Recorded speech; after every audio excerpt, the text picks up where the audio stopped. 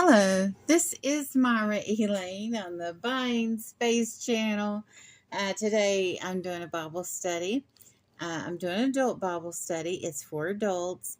I may say things that are inappropriate for young children and sensitive people. Just putting that out there up front. Last week, the Bible study was on Obediah 1 to 9, and today we start in part 2 of Obadiah. Now, Obadiah has 4 parts, and it only has 1 chapter. The prophet Obadiah, very little is known about him. All the other prophets of the Bible, Amos, Joel, who's after Obadiah? Nahum, Habakkuk, Isaiah, Daniel, we know Jeremiah, we know so much about all of them, but we know very little about Obadiah. But Obadiah lived in a time that the Babylonian Empire had conquered Jerusalem and Judea and taken prisoners and had, kidnapped people and destroyed the city, and, it was just a total defeat in war for Jerusalem. And up on the hill in Sur were their cousins, the Edomites.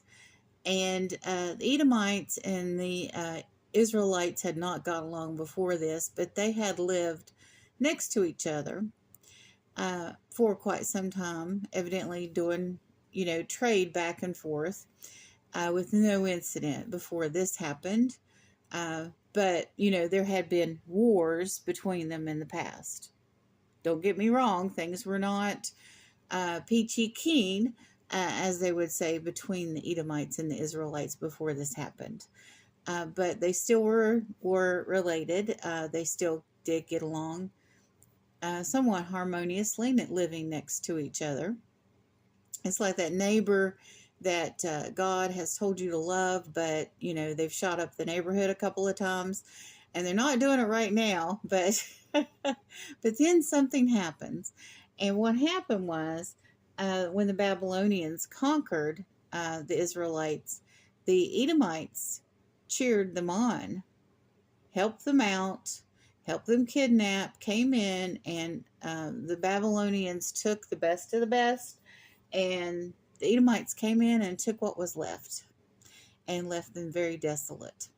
So Obadiah was in a moral justification mode of going on a tirade and letting the Edomites know what God had in store for them. So we're going to start in verse 10. For thy violence against thy brother Jacob, shame shall cover thee, and thou shalt be cut off forever. Now, Jacob was the father of the Israelites. Esau was the father of the Edomites. And they were brothers. They were twins. In the day that thou shouldest upon the other side, in the day that the strangers carried away captive his forces, and foreigners entered into his gates, and cast lots upon Jerusalem, even thou wast one of them. So the Edomites participated in the casting of lots. But thou shouldest not have looked on that day of thy brother in one day that he became a stranger. So instead of casting lots at their downfall, they're saying they should have stood with them. Families have disagreements. You can argue with your family members, but if somebody comes in from the outside and argues with that family member, you're supposed to defend them. Neither should thou have a rejoicing over the children of Judea in the day of their destruction. Neither shouldest thou have spoken proudly on the day of distress? Thou shouldest not have entered into the gate of my people in the day of their calamity. Yea, thou shouldest not have looked upon their affliction in the day of their calamity, nor have laid hands on their substance in the day of their calamity. So they stole from them. Neither shouldest thou have stood in the crossway to cut off those of his that did not escape. Neither should thou have delivered to those upon his that did remain in the day of distress. So they actually helped in the captivity, in the kidnapping, and the oppression of the Israelis directly, of the people. So I'm going to end it there. I'm going to go to Numbers 20, verses 14 to 21.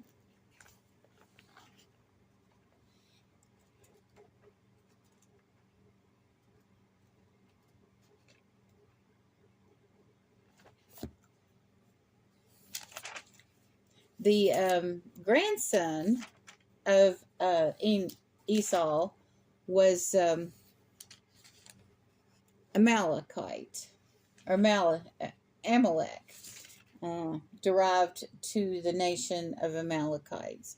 And he was the person that led the army that went against the Israelites once they crossed the Red Sea. I'll talk more about him in a minute. See, I think it started in verse 13.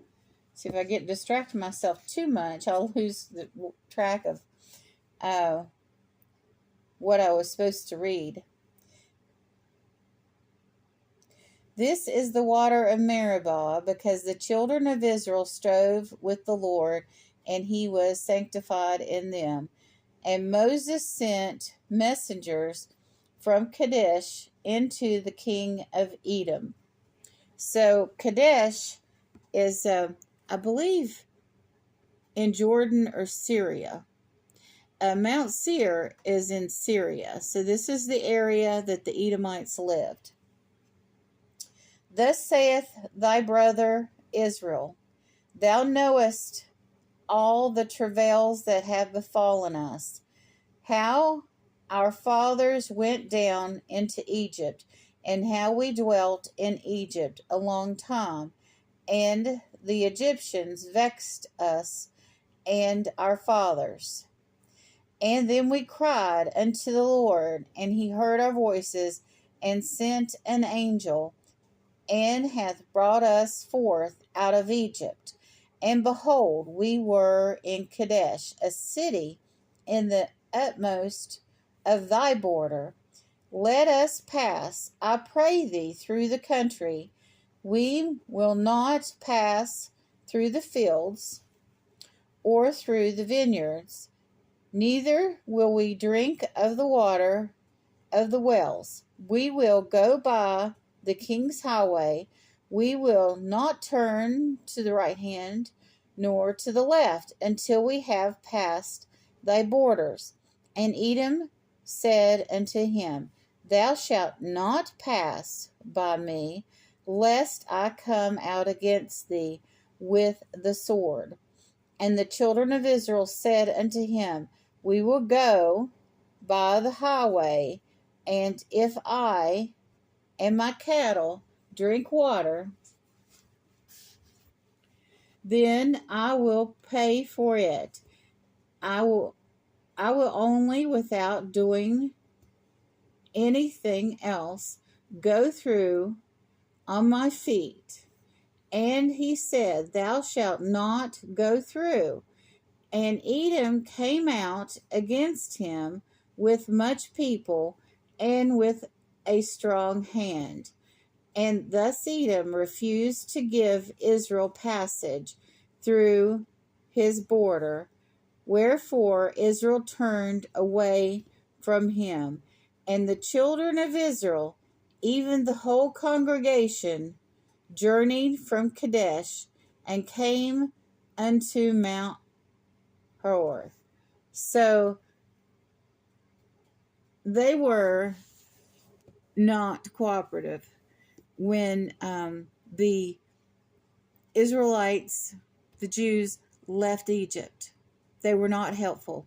And the grandson of Esau, of Edom, battled them. The problem was when the Israelites left the land of Canaan because of the drought, they were starving, and went into Goshen in Egypt because Joseph, from the coat of many colors, when he was in power with Pharaoh and in charge of the granaries, that's when they moved to Goshen in Egypt. And Joseph passed away, and the Pharaoh that Joseph was associated with, was friends with, that ruled with, passed away. The next Pharaoh feared them because they kept populating, and they were afraid that the Israelites would get together with the Hivites or the Hittites. Mainly they were concerned about the Hittites at the time, that they would get together with them and help overthrow them. And all they had to do was be good to them, because Hebrews were good to keep their word and their covenant with other people. But instead, he tried to oppress them. But while they were gone from where they were, the Edomites kept growing in Canaan where they had left. And others, the Hivites, the Horites, the Jebusites, the Hittites, on and on. All these people the Philistines had filled the land that was in the lament that God had promised them. After a while they were in Egypt, after Joseph died, they didn't have a choice to leave. They became slaves.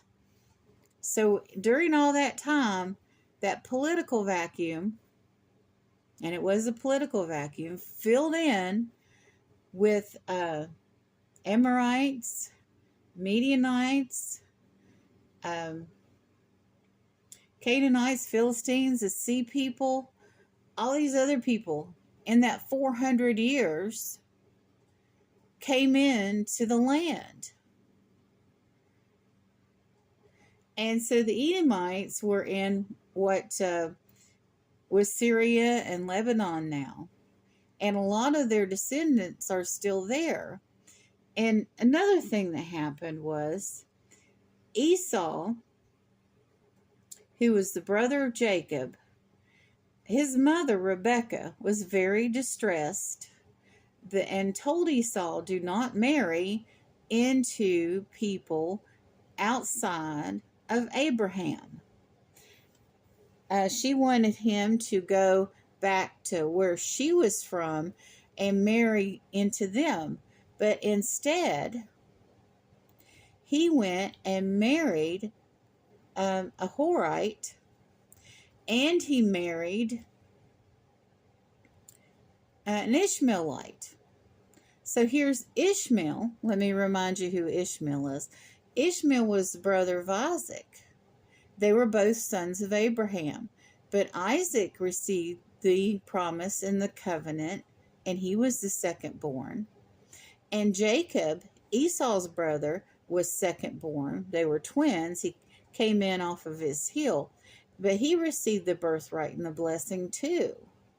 So Ishmael felt resentment towards Abraham and his people, and Esau felt resentment.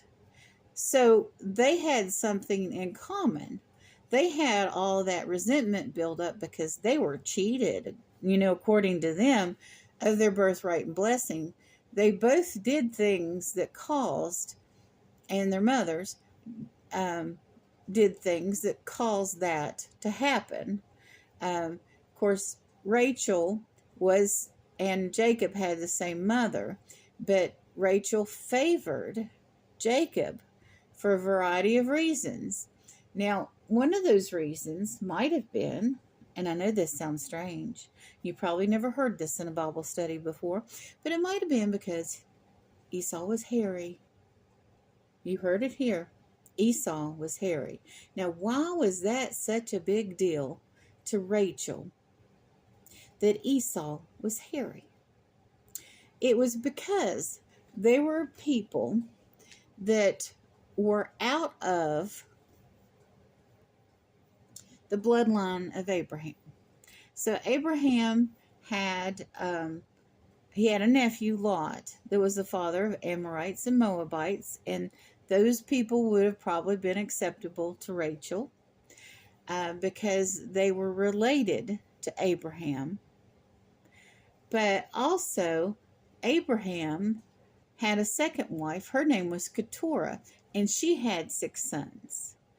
And the Mennonites were that Moses married into were descendants of Abraham. And we're talking hundreds of years. We're not talking anything incestual. But also, the Horite that Esau's son, let me think, Eliphaz, the son of Esau, married Tamarin. Now, Tamarin was a princess.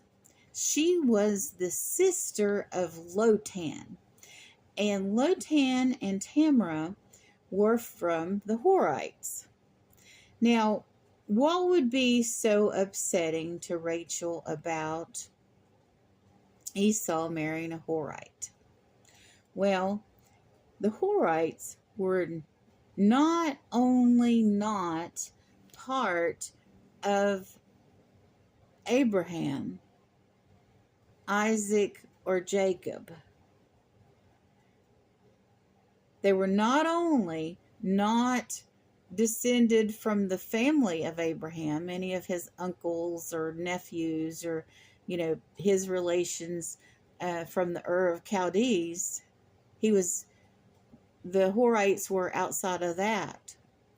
But not only were they not descended from Abraham, now listen to me, they were not descended of Noah. The Horites, Tamara and Lotan, were descended from the fallen angels. I said it. And there were 200. Now you say, well, how is that possible after Noah? Because everybody else was supposed to die. After the flood, 200 angels came and mated with the daughters of men again. And those people were hairy. And those people lived in caves.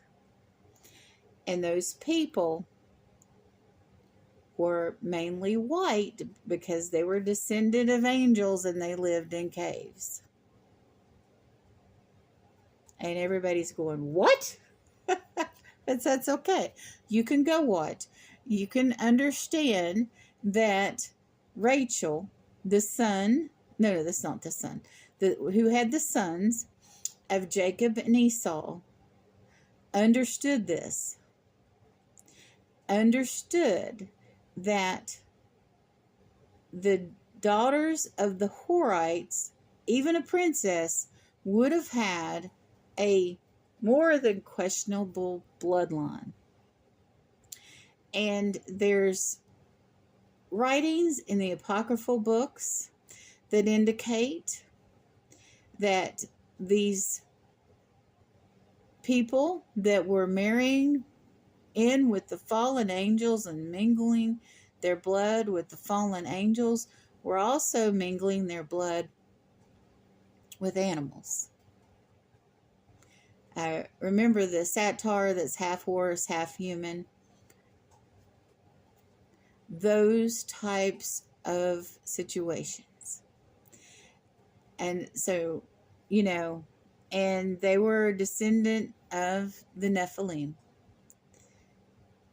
I know that that's not canon. That's not in the Old Testament. That's not in the New Testament. It is in the scriptures accepted by the Christians of Ethiopia. They accept more books than the churches, Christian churches of Western civilization or the Orthodox Church. And the thing is, I have been studying those a little bit, and when you think, okay, this doesn't make sense. Why would Rachel have been that upset? What was wrong with Tamara? She was a princess. And she approached Abraham, Isaac, and Jacob, all three, to be their concubine. She wanted to marry into that pure bloodline and be done with the open variety of the bloodline of her people. So she became the concubine of Esau's son. And they beget Amalek, the father of the Amalekites, the worst enemy that Israel's ever had then and today. Because there are descendants of the Amalekites in Iraq, in Iran, in Jordan, in Syria, and in Palestine.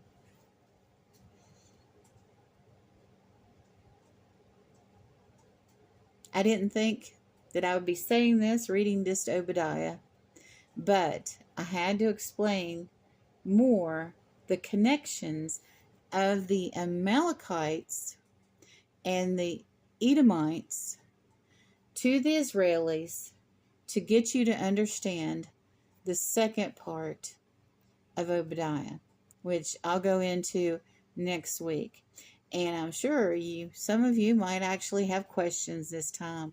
Please put your questions in the comments. I implore you to not to just make a standard comment on this Bible study, because I know all of you all thought that I didn't accept the apocryphal books.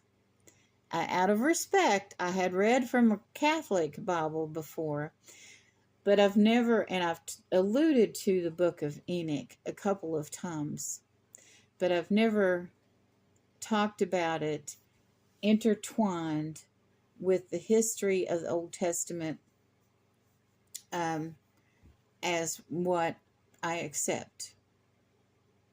But this is what the Holy Spirit has led me to, and it makes sense.